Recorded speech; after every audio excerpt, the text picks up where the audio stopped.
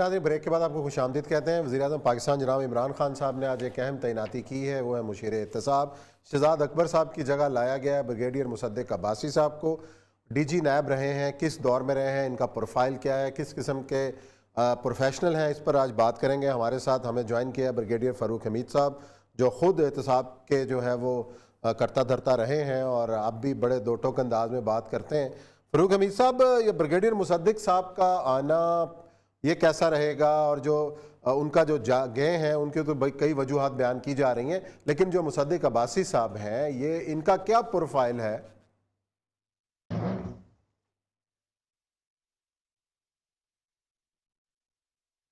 बिस्मिल्लाह रहमान रहीम। बहुत शुक्रिया आपका उस्मान साहब, आपने for inviting me to the show. मेरी आवाज आ रही है आपको? जी जी जी जी, जारी रखें जी। देखें, ब्रिगेडियर मुसद्दिक अब्बासी एक तो basically professional aviator, army aviation के पायलट रहे हैं और बड़े एस पायलट, अच्छे इनका परफॉर्मेंस रही है। तो पायलट मैंने इनके साथ फ्लाइंग भी की हुई है जब मैं भी एविएशन में सर्व करता था। लेकिन इन्होंने जो अपना सही अपना रिटायरमेंट के बाद इनका जो कैरियर रहा है वो ऑब्वियसली नैब में, ये डीजी नैब पेशावर भी रहे हैं और एक मैं समझता हूँ जो उनका कई साल उन्होंने नैब में सर्व किया है, गालिबन हेडक्वार्टर में भी रहे। मैं ये समझता हूँ इनके आने से जो इस वक्त मसाइल है हमारे एहतसाब के निज़ाम में, अकाउंटेबिलिटी सिस्टम में, कन्विक्शन नहीं हो रही है, केसेस नहीं चल रहे हैं, नैब के अंदर भी मसाइल हैं, प्रोसिक्यूशन वाले, इन्वेस्टिगेशन वाले, एहतसाब अदालतों के अंदर अगर मसाइल हैं, ये उन तमाम प्रॉब्लम्स को समझते हैं। अच्छा, तो इनके आने से ही मेरी नजर में he is a true professional accountability expert, और ये ईमानदार आदमी है। इनकी obviously very top class reputation. ये प्राइम मिनिस्टर ऑफ पाकिस्तान को without any vested agenda, without any मसलत, ये मेरा ख्याल है उनको सही एडवाइस देंगे प्राइम मिनिस्टर ऑफ पाकिस्तान को। और इस वक्त जरूरत इस बात की है कि हमारी केसेस जो है हाई प्रोफाइल केसेस वो आगे नहीं चल रहे, वहां पे वो स्टेज चल रहे हैं, एडजर्नमेंट्स चल रही हैं, कन्विक्शन नहीं हो रही, ट्रायल आगे नहीं बढ़ रहे हैं। बिल्कुल मामला एक स्टेलमेट हो गया काफी अरसे से, डिस्पाइट द फैक्ट कि सुप्रीम कोर्ट के डायरेक्टर्स हैं कि स्पीडी ट्रायल होंगे, डे टू डे हियरिंग होगी, और प्राइम मिनिस्टर इमरान खान की तरफ से भी एक कमजोरी तो सामने आई है। लेकिन कहा तो यही जाता ना शहजाद अकबर साहब वाला जो मामला हुआ कि जी अदालतों में चीजें आके स्टक हो जाती हैं, फैसले नहीं होते, और हमारे वज़ीर इत्तला साहब ने ये कहा कि भाई अगर करप्शन है तो सजा दें, नहीं है तो छोड़ें, केस खत्म करें। सुप्रीम कोर्ट ने भी कहा हुआ है पिछले 1.5 साल से, मौजूदा चीफ जस्टिस जो अब रिटायर हो रहे हैं, कि स्पीडी ट्रायल करें, डे टू डे बेसिस पे करें। जो अभी नैब का ऑर्डिनेंस अमेंडेड आया है नवंबर में, उसमें भी उन्होंने कहा कि जनाब डे टू डे हियरिंग होगी, स्पीडी ट्रायल, और 5-6 महीने में केसेस मुकम्मल होंगे।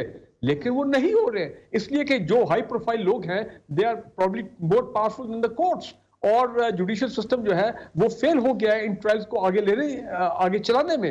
एक एग्जांपल देता हूँ, शहबाज शरीफ साहब का जब विटनेसेस पेश होने शुरू हो। जी जी, और ये साहब सर बगैर साहब, मैं समझता हूं मेरा ख्याल है कि 3 साल से जो हम रोना रो रहे थे इमरान खान साहब को, ये पहली सही अपॉइंटमेंट की है उन्होंने। हम कहते थे अंदर के सिस्टम का बंदा लाओ, ये शहबाज गिल को उठा के लाना, तो ये शहजाद अकबर को लेके आना, तो कुल्फी बुखारी को लेके आना, जिनको सिस्टम का नहीं पता। ये पहला बंदा है जिसने 12-13 साल जो है नैब के अंदर खुद काम किया है, नैब की इन एंड आउट को जानता है, उसको पता है कहाँ बदमाशी होती है, कहाँ बदमाशी करी जाती है, कैसे उसको ठीक किया जाता है। और वो जो स्पीडी ट्रायल का भी ऑर्डिनेंस जो आया जिसमें कोर्ट्स बनेगी, मुझे लगता यह है कि मेरा ख्याल ये है अब तक की इमरान खान की पहली सही अपॉइंटमेंट है। I totally agree with you. और ये साहब आप सही सर फरमा रहे हैं। आपने भी वो ट्रायल कोर्ट्स की बात की, स्पीडी ट्रायल कोर्ट, बिल्कुल सुप्रीम कोर्ट ने तो कहा था 2.25 साल पहले 130 नई अदालतें बनाएं, फिर बहरहाल उन्होंने कहा खर्चा बहुत होगा, इन्होंने कहा जी ठीक है हम 30 बना देते हैं। और फरोग नसीम साहब ने, मुझे अच्छी तरह याद है, 10 महीने पहले ये कहा था कि जनाब 13 अदालतें हम बनाने के लिए बिल्कुल तैयार है, एवरीथिंग इज रेडी। आप मुझे बताएं 8-9 महीने 10 महीने हो गए, वो किधर गए वो एडिशनल ट्रायल कोर्ट्स? तो ये क्यों कमजोरी हम ये दिखाई जा रही है from with in the government also. और मेरे ख्याल मुसद्दिक ब्रिगेडियर मुसद्दिक जो है वो आके बिल्कुल इस चीज को देखेंगे कि ये जो एडिशनल कोर्ट्स बनने थे ताकि जजेस का लोड भी थोड़ा कम हो। इस वक्त 1237 केसेस चल रहे हैं, तकरीबन 14 अरब की उनकी मालियत है जो ओवरऑल नैब के केसेस हैं। तो जाहिर बात है जजेस भी ओवरलोडेड तो होंगे, वो तो मैं मानता हूँ वो भी है, लेकिन गवर्नमेंट की साइड से भी क्यों नहीं है ये अपना इंप्लीमेंट हो रहे सुप्रीम कोर्ट के डायरेक्टर। तो आपकी बात सही है। उसकी वजह यह है,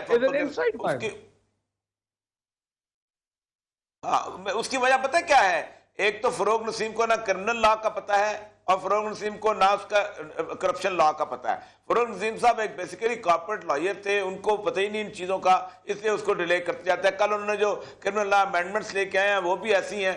मेरा ख्याल ये अगर तो इसको कुछ करने का मौका मिल गया, और जैसा वो नैब, और जिस जमाने में वो नैब में था उस वक्त वाकई नैब था, और फिर उसके बाद जो उन्होंने, आपको याद होगा कि वो जावेद मुशर्रफ के ज़माने में उनके जो कुलीग होते थे अपना चीफ सेक्रेटरी, उनको भी उन्होंने बंद किया था। और वो शुरू का जो 1 साल का अरसा था उस पर KPK में सबसे ज़्यादा एहतसाब हुआ था। तो मुझे लगता यह है कि एक ऐसी अपॉइंटमेंट है कि 6-7 महीने के अंदर स्पीडी ट्रायल से ये सारे केसेस खत्म भी हो सकते हैं। एग्जैक्टली मेरी भी प्रिडिक्शन यही है कि अगले इलेक्शन से पहले इमरान खान चाहते हैं कि ये स्पीडी ट्रायल्स हो, जो भी फैसला हो, एक्विटल हो या कन्विक्शन हो, ये फैसले आने चाहिए। इसी तरह हाई कोर्ट में जो केस लटक रहे हैं, देखना मरीम नवाज और नवाज शरीफ के, मरीम नवाज की अपनी अपील जो है वो 2 साल से जो है वो चल ही नहीं रही आगे अपना हाई कोर्ट। ब्रिगेडियर साहब बहुत शुक्रिया, देखते हैं क्या होता है, किस हद तक पेशरफ्त होती है और नए DG जो मुशीर साहब हैं वो क्या इसके अंदर एड ऑन करते हैं। और ये सब एक और हमारा जो मौजू है वो है वज़ीर-ए-आज़म साहब का दौरा चीन, कि दौरा चीन कितना अहमियत का हामिल है, और इन हालात में, जिस हालात में दौरा हो रहा है कि जहां पाकिस्तान को एक फ़ैसला करना है, तो ऐसे में दौरा चीन पर सारी नज़रें हैं, तो क्या निकल सकता है इस दौरा चीन से? देखें, इस वक्त जब इमरान खान जो जा रहे हैं, मैंने शायद कल भी बात की थी या परसों की थी कि इस वक्त दोनों बॉर्डर जो हैं वो मुकम्मल तौर पे गर्म हुए हुए हैं। चीन का बॉर्डर भी, लाइन ऑफ एक्चुअल कंट्रोल भी, और लाइन ऑफ कंट्रोल कश्मीर वाली भी, और सिचुएशन बहुत शदीद टेंस है दुनिया पर। कल जो बाइडन का बयान आया है, उसने जो कहा है रूस को कि अगर यूक्रेन की तरफ आंख उठाकर देखा तो रूसी फौजी घर वापस नहीं जाएंगे। ऐसे बयान first world war, second world war में कभी दिए जाते थे, अब नहीं दिए जाते।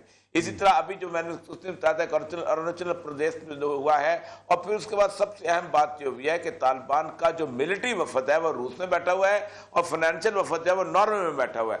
तो अब ये बड़ी गर्मा गर्मी वाली सूरत हाल है। मुझे लगता यह है कि जो आज आर्मी चीफ वहाँ मिले हैं, उन्होंने मेरा ख्याल है कि एक आर्मी की तरफ से बेंट ऑफ माइंड दे दिया होगा कि अब वहां पर हमने फैसला क्या करना है, क्योंकि ये बिल्कुल फैसले का टाइम है। और अगर हमने फैसला कर लिया तो 2-3 इसके मुज़मरात भी हैं। एक तो ये है कि आपके यहाँ बिल्कुल टोटल रीशफल हो जाएगा आपके डेवलपमेंट एस्पेक्ट्स के अंदर और डेवलपमेंट सिनेरियो के अंदर, और जो लोग उसके ऊपर बैठे हुए हैं। ये नहीं हो सकता कैसे मशीनरी चलती रहे और जनाब चीन जो है वो आए और ठुका ठुक सुनार की ठुक ठुक चलती रहे, वो अपना काम तेजी से करना चाहेंगे। मिलिट्री लेवल पे भी आपकी वो टोटल जो सूरत हाल है वो भी आगे बढ़। आप देखें पिछले दिनों सवाहिनी ने कहा है कि पाकिस्तान के 12 जो अफसरान है, बड़े बड़े फौजी अफसरान जो है वो चाइना में बीजिंग की एम्बेसी में पोस्ट हुए हैं। और सवाहिनी कहता है वो वहां नहीं बैठे हुए, वो बैठे हैं उनके जॉइंट स्टाफ हेडक्वार्टर के अंदर। और जॉइंट हेडक्वार्टर जो है वो चीन का वो है जहां से न्यूक्लियर बॉम्ब कंट्रोल होता है। इसका मतलब यह है कि अब अगर इस वक्त ये दोनों बॉर्डर में एक में भी जंग छिड़ गई तो दूसरा बॉर्डर खुद ब खुद गर्मा गर्म हो जाएगा। तो पाकिस्तान का ये मार्च से पहले का इशू जो है ये बहुत गर्मा गर्म है, बहुत चेंजिंग पीरियड से हम गुजर रहे हैं, हालात भी ऐसे हैं। और ये जो मुझे बिलावल का और इसका अपना अमकियम का जो सारा शुरू हुआ है, मुझे वो वाकई उसकी CIA की बात याद आ रही है कि जब हम किसी मुल्क को ख़राब करना चाहते हैं, उसकी पॉलिसी बदलने लगता है, तो वह पब्लिक अपराइजिंग करते हैं और पब्लिक अपराइजिंग को फंड करते हैं, फिर अपोजिशन को भी फंड करते हैं, बाकी चीज़ों के। मुझे लगता यह है कि उधर से कन्फ्यूजन पैदा की जाएगी, इधर से चाइना का आपका फैसला होगा।